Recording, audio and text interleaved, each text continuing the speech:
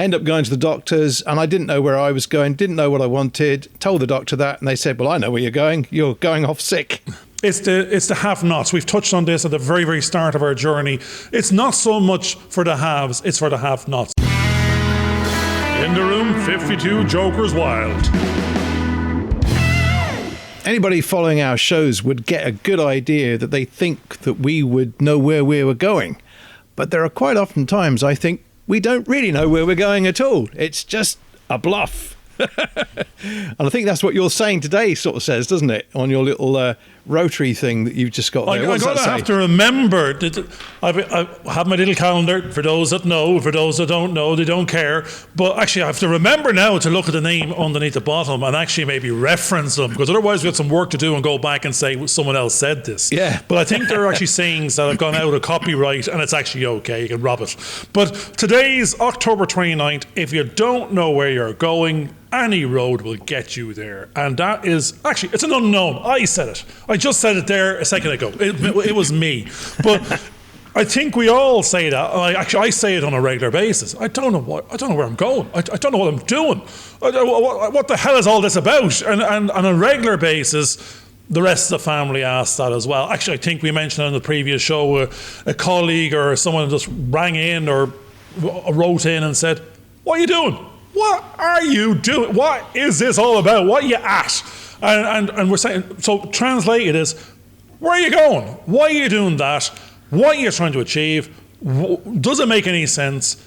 Why are we doing this? Where are we going? And I says, because any road will take you there if you don't know. Now, funny enough, there's an awful lot of adventurers out there that goes, I'll take the road less travelled by, I'll have the bit of adventure down the back road, and everyone goes on the main stream, but I'm off, down the back roads, and we'll see what's there when we get there and how enjoyable that will be. But that's a certain personality that has to be able for that. I am a personality that says, I need to know where I'm going. I don't really care how long it takes to get there.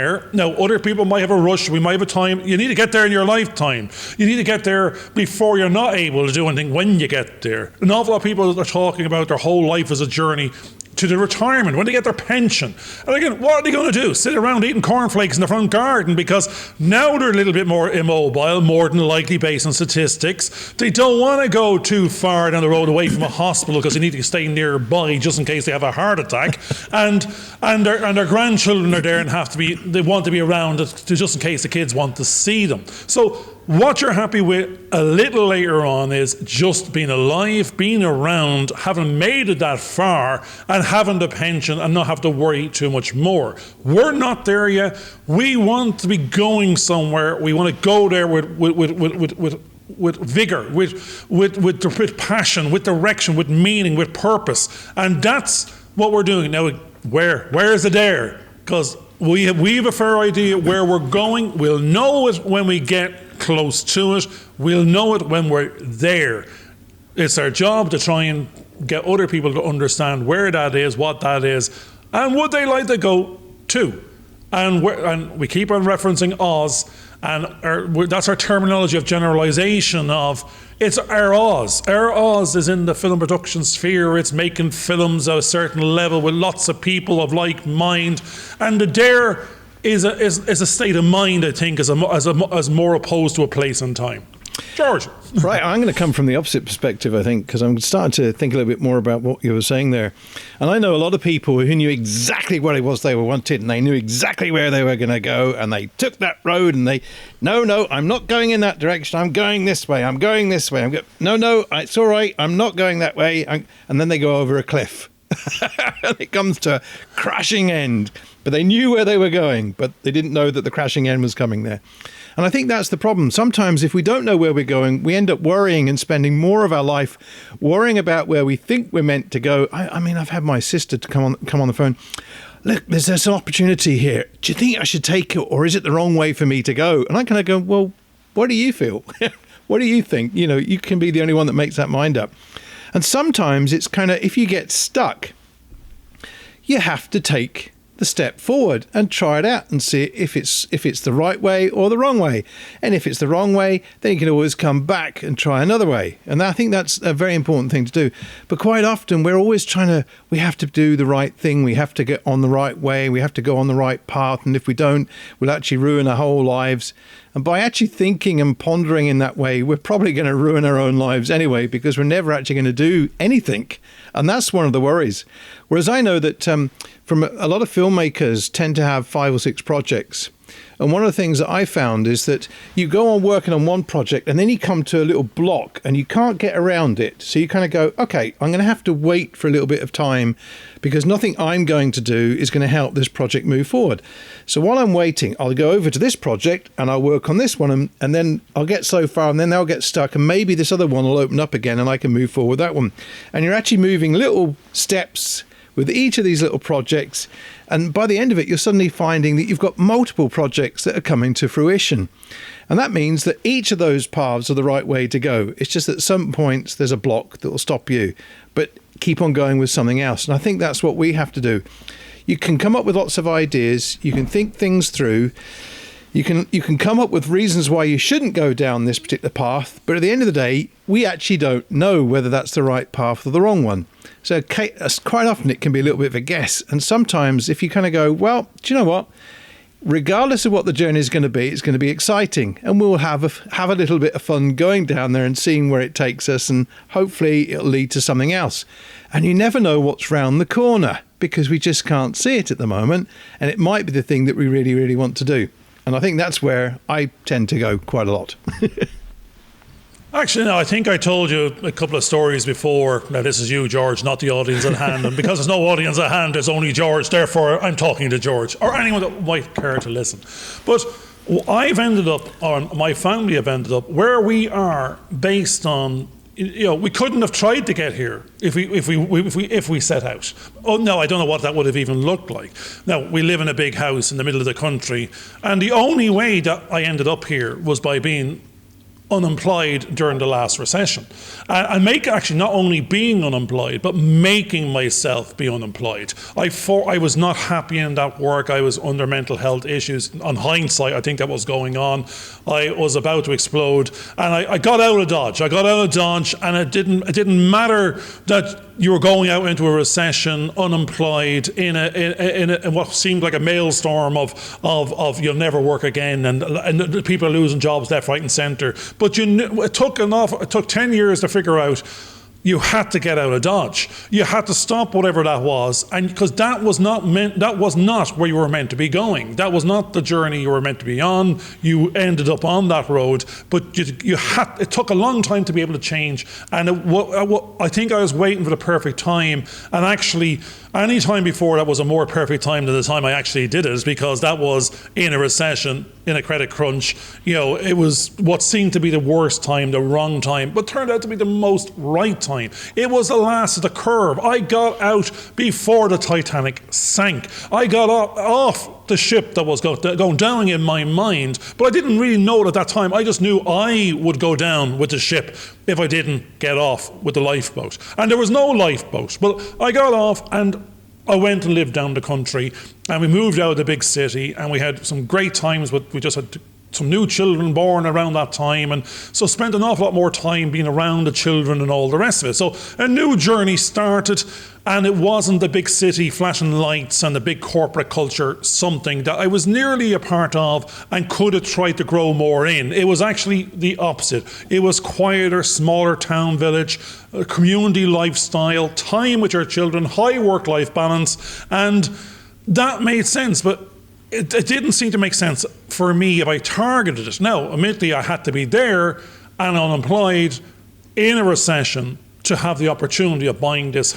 house. Now, the house is just a lifestyle potential. I got the house for the price of the land it sat on because it was the recession, it was the property bust. I was able to cash in at the low and go on a journey with this opportunity of, this is the Film Academy. location as a starting point going forward. It's going to be for our retreat, so it has potential hidden in it if you can now invest in it and see these new journeys that it can provide where another building couldn't. And I wouldn't have known that 10 years ago. It was because I didn't come across George till 2 years ago. So it's like a self-fulfilling prophecy of you took a chance, you got off a road that was well travelled. You then went to one less travelled, but didn't know where it was going. But you just knew it was better than the one you were on. Now you're on that other road, you start to see other opportunities and make different relationships that could have never ever formed before, because you wouldn't have had those trappings had you been on the opposite journey. So there was no way I could be in this journey of creating the Film Production Academy with George, of filming 50 episodes of and recording 50 episodes of being a co-podcast host in this industry, had I not made myself unemployed 10 years ago in a recession, and without a safety net and not knowing what the future might bring. Great for me that it all turned out positive. I'm very happy with it. I can see multiple opportunities working with George and other people like George going forward, but I don't know where I'm going. Well, I just know where we are. And I think that where we are and in the now, and this language we used before, is great. The going is a future. We're targeting at something, but the now matters, and it needs to be aligned with that future goal or future vision. So it doesn't matter where you're going as long as you're happy in the now, and every now, as long as it's aligned with your vision, will inevitably end to something that doesn't need to be the end game of what you thought it was, because that's the saying out there. I read it even yesterday, that you never are going to arrive where you thought. The business you're thinking of is going to be 55 iterations and 200 pivots from what your vision sees it to be, because you have to fill in the admin, the regulation, the process, the procedure, the people, the place and the timeline and the budget, and that will change what it actually looks like. But it doesn't mean it'll change it for the worst. It might actually make it more tangible and meaningful and for the best. Back to you, George. Yeah, so what's interesting there is that you're telling us a story about how you've ended up along the journey that you've taken without necessarily knowing where you're going, but you saw opportunities, and those opportunities led you to where you are. And it reminded me that, well, there's a couple of things it reminded me. One, that you mentioned this is episode 50, that this is actually episode 50. We've done 50 episodes.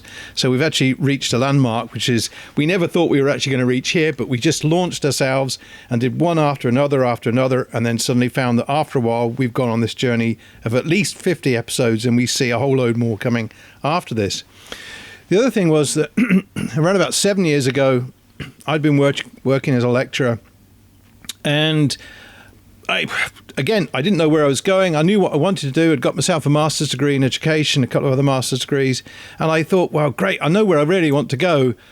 And then all of a sudden, I go back to the college in September, and I find the whole thing's a bit of a mess. There's so many expectations. My blood pressure goes up. I find that it's madness.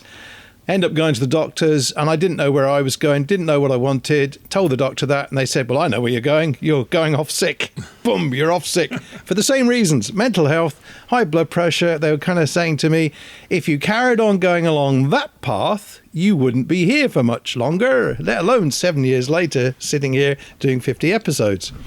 So that was actually quite important, because then I suddenly found myself, whoa, yeah, I don't feel right. This isn't the right journey. This isn't the right path. I knew this isn't really where I wanted to go, and I wanted to go off somewhere else. In fact, the job that I took that ended up lasting 11 years on that particular occasion was only meant to be a temporary job, just to fill in a gap between two different routes that I was hoping to get on. I had other ideas of where I thought I was going, and that never really happened. In that period after being ill 7 years ago, I spent a little bit of time developing ideas for courses, and I was working with an awarding body, and they kept saying, oh, level 3, and I kind of go, no, this should be a master's degree. No, level 3, we don't do master's degrees. And I kind of went along with that sort of journey for a little bit, and I kind of went, yeah, but I really want to be doing master's degrees. There's something about that. So I ended up having to put that on hold for a little while and not going, because I knew that wasn't the right way to take it. And it was only then, now, Garvin would actually say the universe, and I would say God, but you kind of know that there's another agent out there that is somehow guiding you. Garvin decided to throw out a message into the universe to see what would happen. A little bit of fly fishing, as we mentioned before. And I took the bait, and it opened up this door. More fool you. More for me. Well, I remember the very first day I went, hang on, we've just had a 2 or 3 hour conversation like this. And I thought, do you know what? I'm going to record this. And you're like 3 hours away from me. And I went, do you know what? I don't know this guy. I don't know who this is. It's the other side of Dublin. I fancy a car journey. So I got into my car, worked out where he was. I knew the route. And I went down to see him. And I thought, this is brilliant. And I felt as though I'd actually arrived at my old college from about 30 years ago in the building. I went, oh my God, this is the film school. And that's my first impression. Again, I didn't know what I was going to go into. I didn't know what to expect. But the most important thing was that I took the first step. I made the journey start. And I didn't know what to expect, had no anticipations. And all of a sudden I found that by taking that step, I was getting one step closer to what my dream had been, which was to be part of an academy, which is where we are now and what we're actually doing. Episode 50 we've reached now. Amazing. And we still don't quite know where we're going, but we've got an idea of what we'd like and how we picture it. And we're aiming at it and we're seeing if we can actually get there. But the aim is actually quite fine. It's not a scattergun effect. We know what we're looking for and we know where we're trying to get to. And that's the journey we're on now. Actually, I think you made a good analogy yesterday in a different conversation. You were mentioning that you're happy to build the bones, not necessarily the bones of the dinosaur. We don't know, it's a new animal or a mammal or so God knows what it is. It's a futuristic something, but the bones of it. And you were saying, Garvin, you're putting a little bit of flesh on it. So, I mean, that's where we're trying to manifest this. You know, it could be the gorilla, it could be the elephant, you know, the elephant in the room, or the gorilla, and evolution. But it doesn't matter what hybrid or chameleon, animal, mammal thing it is. It's the fact you've got to bring it out of have a vision. Go through the ideation, go through the dream board, the dreamscape, get your ideation, get your vision, and then start, as we say, keep on using this language, and then you have to make it real. You have to make it tangible. You can explain it in brochures and prospectuses and you know, pitches to other people so they get the dream. They can see your vision, but it's still not real. It's real in our minds, but we have to make it real in the tangible world that we can interact with. And so people can, we're going on a journey of creating a tangible something that can deliver the experience in a real environment to those that want to interact with it, which is ourselves. That's life. We want to interact with other things, and that's our interactions with that gives us our feelings and emotions and experiences and memories, and that's what life is. So we have a dream of making a vision, or actually, we have a dream of making a vision real. You know, so no, it's no longer a dream. That's a business plan. That's now a set of goals and tasks and objectives and tasks and activities. We're bringing it down from a strategic level to an operational daily level of, can I actually deliver something on a day to a customer, to somebody that wants to buy this or wants to experience it, and others that want to be a part of it and working in it as suppliers or employees. And we've spent the last 2 years working out what that actually looks like and sounds like, or could taste like, or what color is it? You know, we're actually starting to talk, you know, branding, color schemes, where is it, what is it, how big is it, how small is it? And we use this language of minimum viable product on many a day of the Pareto principle and 80-20. How can we make it real at the first level of understanding to a third party, somebody or something, that they can interact with it? And or this podcast or this vlogcast or this show is an element of reality. It exhibits we exist. We exist under a brand name. We are somewhere in terms of locations and timeline. We can talk with you, at you. Well, at the moment we're talking at you, but we can talk with you. As easy, we can coach you, we can mentor you in this area, whatever the subject matter might be. You're going, what's the subject? We're going, I'm a business expert and business coach, business intelligence. I have a past tense. George is a multi-masters lectures in film studies and editing and animation and God knows what else. That's just a hello. But that's not what we're talking about. It's about we're creating a unique experiential platform of something that doesn't exist and should exist, that will solve an awful lot of pain points for an awful lot of people in the film industry, that give them the opportunity. It's the have-nots. We've touched on this at the very, very start of our journey. It's not so much for the haves, it's for the have-nots. It's not for those that have made it, but those that want to make it. It's not for those that had the opportunity, it's to give those that haven't had an opportunity yet, that have the passion, a pathway to getting a better chance to avail of an opportunity, and if they get that opportunity, to turn it into a testimonial for themselves. So again, it's all very abstract language, but we're saying we see ourselves as we will be the winners by being the conduit for others. The only way it'll work for us if it's about everybody else. We're not selling us, we're trying to sell the fact that if you align with us, we can facilitate you and give you the best experience that money can buy, or the best opportunity in this area for you to go become the player of tomorrow, whether it be in cast or crew or acting space or production or making films or finance. It doesn't matter what aspect. We just say our industry go play is in the micro indie budget filmmaking, so our area from post-production to pre-production to story, all of the above, and getting it out there and say, well, none of it exists unless it all exists. And that's the problem. Too many people are coming from too many silos, wanting someone else to be the answer to everything that they are not. And we figured out that by figuring out how to be the multi-hyphenate project manager of an opportunity, everyone else then knows what their role is in the machine. So it's a very abstract conversation there, or monologue, or whatever it is, but we're very excited. We can see it. We're going to make it real. We want other people to be involved, and George and me, both our visions are aligned, and we are investing our time and our lifetime in making that real, and others can do that for themselves, whatever their game is. What I think is important is that over the last 2 years, for on the journey that Garvin and I have been on, and individually all the years beforehand, we've been in lots of conversations where we've listened to people that we know in different specific jobs, in different specific roles that they've been carrying out, either in the film industry or in other industries. And we've found that there's a commonality about what they've been talking about, what their needs are. And we've suddenly started to see how we can connect dots to make those things happen that they want to see happen.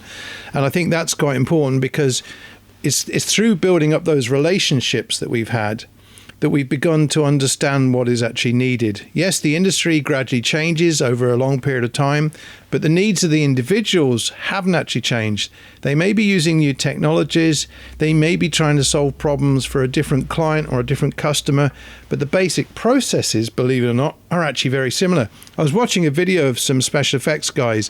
We're not going to be teaching special effects, but it just happened to be a video of these guys looking at special effects. And they were analysing videos and how people did certain special effects in animation on Tim Burton's films like The Nightmare After Christmas or Nightmare Before Christmas, whichever it was. And they were looking at how they created these different things. They were creating a flame on some kind of candles or something.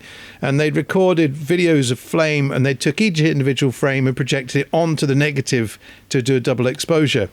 And they were training effectively in the video one of these young lads how to do these effects and how you do the same thing in After Effects. And basically what they were doing was they were opening his mind up to all kinds of opportunities and all different ways that you could do stuff. And I think that's important in every aspect, not just special effects, in accountancy, in learning how to be a mechanic, in how to be a presenter. You suddenly find that although people may have done things slightly differently years and years and years ago, back in the feudal times, which Garvin doesn't like me talking about, but they still had to present their arguments, especially if they were the Joker. Otherwise, there'd be 52 Jokers losing their heads one after the other. They still had to present things a certain way. They still had certain needs. And most of those needs were, how do I generate an income? How do I pay for where to live? How can I have a family? In our day, how can we have a car so I can get from A to B and actually enjoy life? How do I get to spend some time with my family as well? And that's what it's really all about. It doesn't matter how it changes. we're not much different to our ancient bodies from years and years ago, except for they were trying to work out, how do I tame this mammoth that's outside that's just frozen, And I think that's the key thing. It's actually about building those relationships. And then if you build those relationships over a long period of time, you realize that that's the journey that you're going on. And that's the one that's actually important. So if you don't know where you're going and you don't know which road to take, look for the ones that will help you build relationships that can last for a long time, because they're the ones that are going to be the most valuable to you, either in the way you develop that relationship and how you interact with those people, or some way financially to help keep you secure during these kind of mad times that are going on now. And even if you think you're the most secure person financially, such mad times as now can demonstrate to you how it can all change in a blink of an eye. So again, even in that situation, don't get gloomy. Just choose one of the roads ahead of you and push your first step forward and go for it. No, that's actually interesting, because I was talking to a couple of people, and we won't worry about these gloomy times, because this could be the norm going forward forever. Absolutely. But then it just becomes second nature to whoever, because it can't be just going, oh, it's a lockdown, it's this, that, and the other.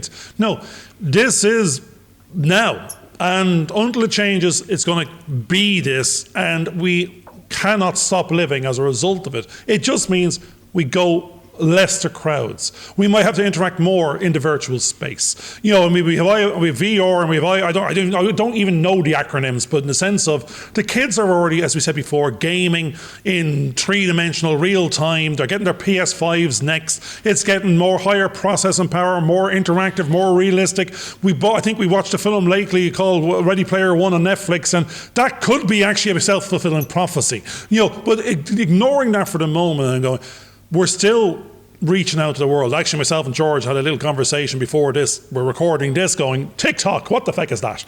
Should we be talking off our heads? Are we missing an opportunity? Or are we putting it in the wrong place? Are we putting all our effort on a Facebook, YouTube with something we don't understand? And everybody has actually moved in the meantime. We're actually in legacy. They've moved to the new space. Like when you look at the LinkedIns and the Gary Vaynerchuks, they're going, the opportunity you're missing is LinkedIn and TikTok. It doesn't cost as much to reach your audience. It's actually very, very targeted. The ad platform isn't as expensive as anywhere else. TikTok has got a natural algorithm in the sense of you can probably get organic growth with little or no ads. It's going that direction at the moment. But the viral something, it's not that we're looking for a viral something. Myself and George were talking earlier on. I'm not about to start dancing and miming to 15 seconds of God knows what. I'm not saying we won't. We might at some stage, but that is not how we're going to interact with the platform. So we investigated quite quickly. Is there a couple of old lads on the platform at all? Can they talk for more than 15 seconds? Is that a possibility?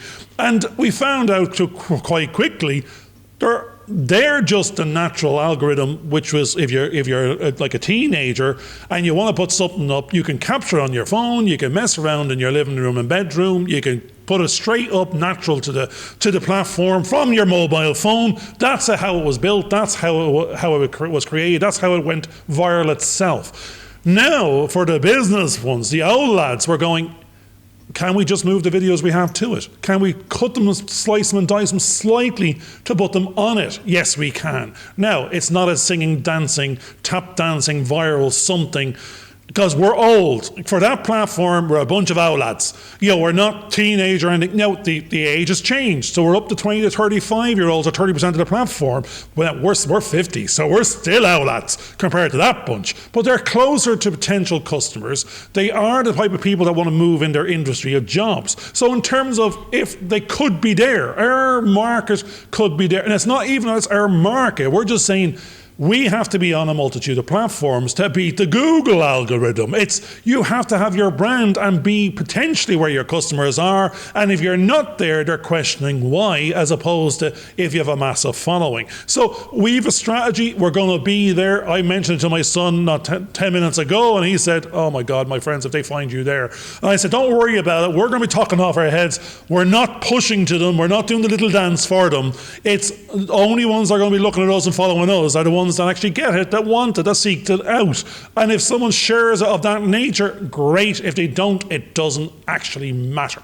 But we will be on TikTok because business requires it. Anyone like in business, that has a social media strategy, immediately they will be questioned as to why aren't you on TikTok? Figure out what you can put up there and get on it. It's not that you're dancing in your slippers in the kitchen. It's be there, be branded, be giving like everywhere else, be entertain, inform. And somewhere in the background is a sell, but the sell might just be the brand you there for validation purposes as a starting point if you've got a business strategy. So Pinterest, Instagram, TikTok, we're on our journey. We're going to turn up. We'll be there. We'll have our little motivational somethings and coaching something else. But we understand for anyone in business, or maybe if just someone in the kitchen that wants to do a little dance to get a little bit of validation from the world that they're alive and they exist, take your phone out, put it out there. Don't worry what people say or criticize or otherwise. It's actually a self-validation for yourself that you're alive, you exist. You're now a TV star. You're the rock star of your own show with a customer of one and you're on TV or YouTube, whatever it is, or TikTok. Be the star in your own life. That's all that matters. And someone else might enjoy it too. And I think it's interesting because my wife used to come up with something, a little saying. It's like, if it doesn't change soon, it's going to stay the same as it always has. And I think it works the other way around. If it doesn't stay the same, it's going to change. And I think that's the key thing is I was thinking back then that there was Netscape, there was AOL, there was MySpace, and a lot of those ones have now gone and they've been replaced by the likes of Facebook, and now we've got TikTok. And in a year or so's time, there'll be a whole load of other ones. And we just need to be ready to change and adapt as and when the different platforms come. Or it could be our own platform that we end up setting up accidentally by chance. But I think that's the key thing. It is going to change. Everything always changes. Nothing stays the same. And if it did, you'd go mad anyway, because you need to keep on growing and developing. And that's the way you do it, is through understanding how the changes are and adapting where you are now to meet the needs of those changes that are coming up. And I think that's the exciting bit. You have to see it as something exciting, because as we grow and change, we can see new opportunities that we can then move into. And I think that's where we're now going. We may not know what path or what road that we want to take, but we're not too scared to just go eeny, meeny, miny, mo, that one. And we'll go and see what happens. And then we'll change if we need to. If we find it's not the right path and it's taking us away from where we wanted to go, then we'll swap over, take a trunk road and go up and down a side lane until we get onto the right track. And not only that, we'll know that where we are is where we're meant to be at that particular point in time. And if things suddenly change, that's also what it's meant to be. This is episode 50 that we've just gone through. I hope you've enjoyed it. I hope you can see, if you can't see your path clearly, just take a road anywhere you want. Thanks for listening to this show.